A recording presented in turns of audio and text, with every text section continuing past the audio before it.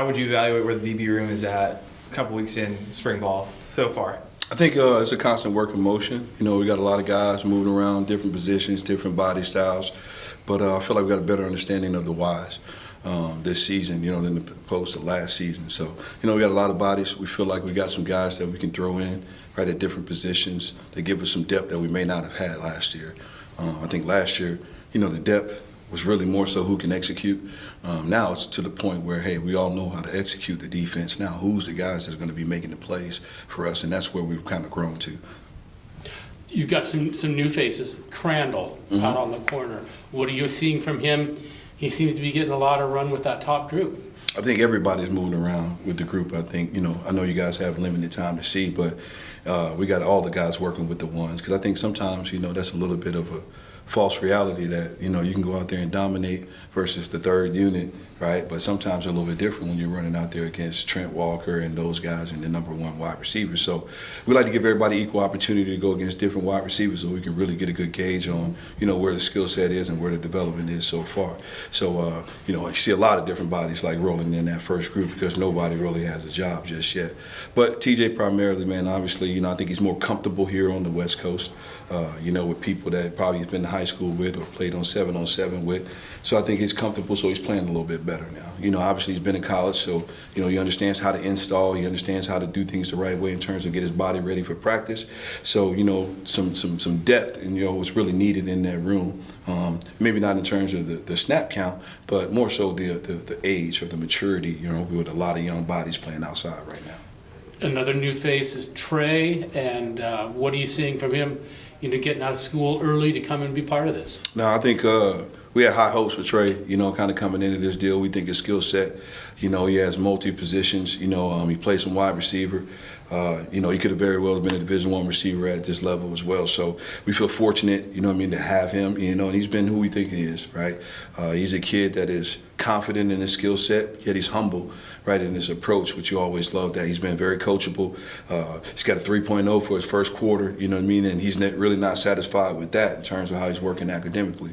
So just all around, he's everything we thought he was. He fits our culture based on who he is as a person, and we love his skill set on the field, right? He's a playmaker. He's got some innate ball skills, having played on the other side of the football that, maybe guys who haven't played receiver, you don't have that necessary tool, right, to tell you exactly what's going on. You're kind of going off of defensive tendencies, if you would, but he's a guy that's operated on a high level on the offensive side of the ball. Funny story, Malik wanted him to play wide receiver, just throwing around the ball and not knowing who the guys were here early. He just needed somebody to throw to. And he was like, look, man, I like that kid. Trey, I was like, hey, hands off. Right? Picking passes off instead of that. But he's handled himself very well. We're excited where he is, and we're going to continue to push the ceiling and see where he can go. You've got him out wide right now. Where do you see him and like his ability to fill in for you guys? I think for us, man, I think if you probably hear this thing right along many times before, but we try not to pigeonhole guys in the secondary. We like to just recruit defensive backs and kind of let them fall where they may. And sometimes their skill set is going to tell you, or their body style is going to tell you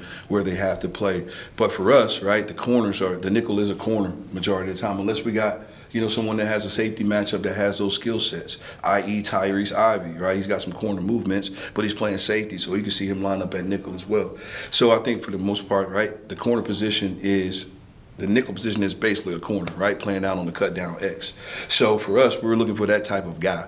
We think that nickel position, when you play in the apex, right, or in between the end man and the line of scrimmage and the number 2 receiver, that's one of the hardest positions to recruit, and far and few in between when you find those guys. So the way we play, right, we more so play with 3 corners on the field, right, and then you'll have your 2 safeties. So he can line up in any of those spots, right? He's shown that ability to do that. Usually what we will do for freshmen is that we don't want to put too much on their plate initially.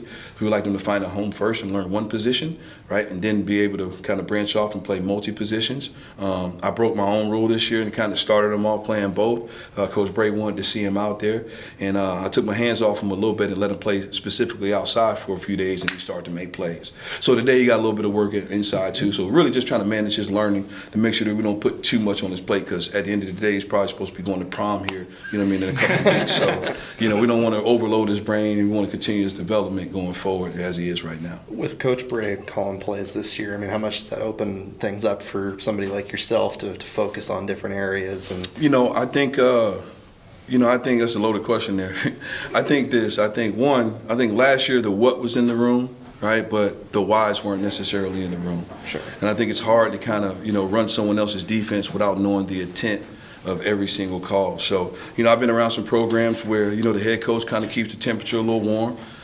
So for me, it's a little bit different. I think having them in the room, right, increases the sense of urgency for everyone in the room, coaches, players included, right? It makes me up my game when the head man's in there with you on an every single day basis. So for me, I think it's been great for the great for the defense, but I think it's been great for the offense as well, right? Because now we're communicating back and forth about what our scheme is versus what the offensive scheme is, and we're growing as a staff as well as we're growing with our players. Is there a sort of identity you want to build this defense around? Is there a, specific message, I guess, as far as that goes? I think the message is going to stay the same here, right? That we want to play with physicality. We're attack mentality on defense, right? With a pressure-oriented mindset right up front, and we want to challenge and win one-on-ones. Right, so I think that starts with the physicality up front. You guys know this. You've heard Coach Bray say this, and it's echoed amongst our team. The success of this team is going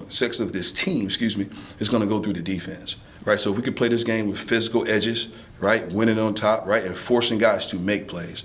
The style of play we play on the outside, we're going to make you make plays, not make you give up plays, because we believe that if we force teams to make plays instead of giving them plays, they won't be good enough to make those plays over us if we do as we're coached. So I think the mentality, right, is just consistent, right? We're just getting year 2 in the system, a little bit more familiarity. The players know the why. The coaches know the why as well. So it's just good synergy amongst the players and the staff as well right now. Yeah, and the structure, with the staff being different and, having guys spread out. Other assistants have talked about that, the opportunity to do more individualized coaching. Mm-hmm. I'm sure you've seen that. Yeah, I think the thing that's changed is the titles. Yeah. I think there's always been multiple guys in multiple rooms. Right. Whether it was a defensive back, GA, or whether it was an analyst, right, in different rooms. So there's always been multiple guys in the room. I think now, what are you getting now? You're getting more guys who may have been a little bit longer in the tooth in terms of football, right? Some more experience to add to those positions as well. But in terms of the numbers, right, for the most part, we always had like 2 guys, per unit. But I think when you infuse some other guys that have been in different systems, different defenses, now it's a little bit more collaborative a process on the interior there, right, when we're trying to put our heads together and come up with something schematically. Vickers, been here a while. Mm-hmm. What do you see from him this spring? Well, the opportunities he's had. I think I'm proud of Drake for one. I think coming back off an ACL injury, last season and really getting in the mix, he was playing, but he wasn't fully confident, in his ability to really stick his foot in the ground and make plays. I think what you see now is just a correlation of some confidence in that knee and really just building on that, because I tell him this all the time. He has every individual skill set to play at the next level. He's 6'3". He's fast as all get out, and he's really, really strong when he puts his hands on you. But the next step for him is just putting all those 3 skill sets together and having them work in unison. And sometimes that takes a little bit of time on task, right? Everybody want to be in a microwave society, right? That's going to happen right now, but everybody develops at a different rate. He's 6'3". I'm 5 whatever, right? I'm going to move and transition a little bit different than Drake would. So everybody's got to make sure they keep their eyes on their own GPS, because if I put my eyes on someone else's GPS, I'm not going to be at my destination. So we got to make sure we harp on the guys and make sure they stay process-oriented and, right, not necessarily compare themselves to the left or to the right. Just looking at it on the whole, this secondary group, it's a big group. Do you like the size that you see out there and what that means in terms of like the total team defense and what they can provide? Yeah, I don't recruit myself. I say that all the time, and I love when I bring the unit up and, I'm looking at it, guys, because, we believe that tall bodies, right, shrink the parameters of the football field. And what you lack in speed, if you can compensate with length, right, that also helps as well. So, when you roll out there with a unit where we can roll out with Jaheim and Skylar at safety and put Tyrese at nickel, right, those are 6'3" or better bodies out there that can run and fly around and, play the game in a physical way. So, we just have options in the room that the size is not necessarily a prerequisite, but it is a bonus. Right, but we don't want to fill the room up with a bunch of little guys, right? Then you got no answers, right, when you play big bodies. And the same inverse, right? We don't want to fill the room up with a bunch of long, tall bodies, and then next thing you know, we're playing some short, speed, space wide receivers, and we can't necessarily handle that. So we want to have a lot of different tools in our toolbox, and so not just techniques for the toolbox, but also individual people, for the toolbox. So I think the guys are connecting more, and what we're starting to see is push-pull leadership. It starts with myself. I made more of a commitment to make sure that I'm doing more, for our players, and I think it's kind of spilled over to them. And then now you have some of those good habits are rubbing off on others next to them. You got a Tyrese Ivey pulling the Marion York together, and he's playing some of his best football. You got Coach Coop working together, right, bringing Jaheim along, and he's taking a huge step forward. So we're really working this push-pull leadership that is starting to take off. And when that takes off and guys start seeing some success, right, we're hoping that can carry over into the fall as we continue to build towards the season.